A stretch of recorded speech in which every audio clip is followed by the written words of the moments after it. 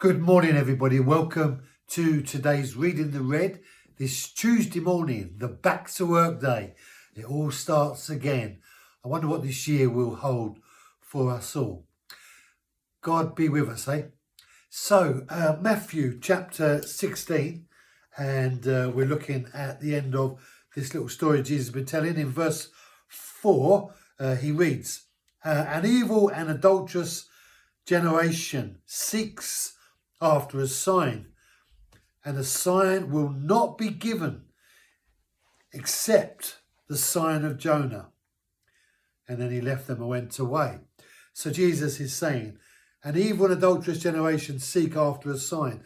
And the sign really is an attesting miracle, meaning if you prove yourself to us, Jesus, give us a sign. If you prove to us beyond any shadow of doubt that you are who you say you are, and who he was saying he is he was saying he was God, then we will accept what you say. But until you give us a sign, as it were, an attesting miracle, a proving of yourself, we're not interested.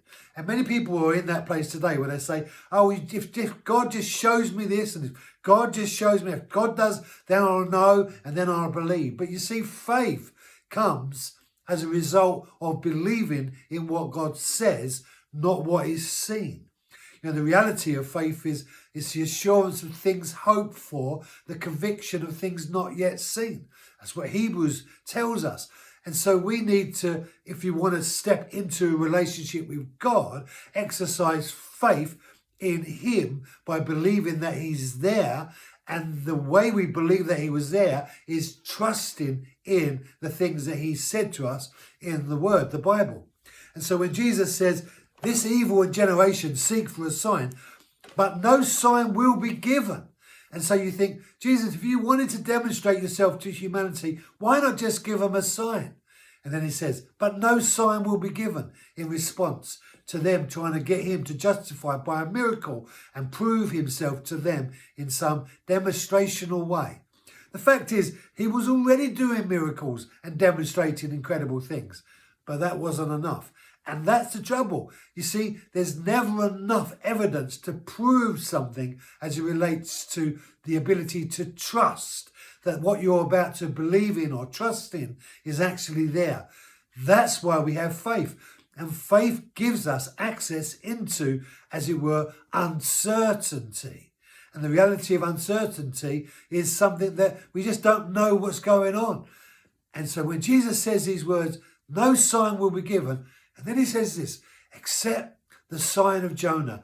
And the Jews knew the sign of Jonah. The revelation of Jonah in the Old Testament revealed that Jonah, having went into the sea, spent 3 days and 3 nights in the sea monster.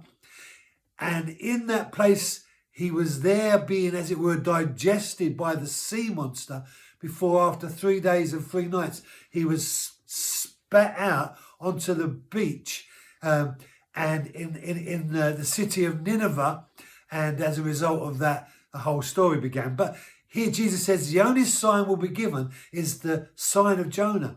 And when Jesus went into death, when he died on the cross, he went into death. He went into death for 3 days and 3 nights. And while he was in death, he conquered death and overcome death and came through death and came out the other side of death and rose from the dead, because death could not hold him, because Jesus was innocent, and we only die because we're sinners. But he was innocent, which is why he conquered death. That's why death couldn't keep his nasty claws on Jesus, because Jesus went through death and out of death and conquered death. And he did that for you and for me and for those who put their faith in him.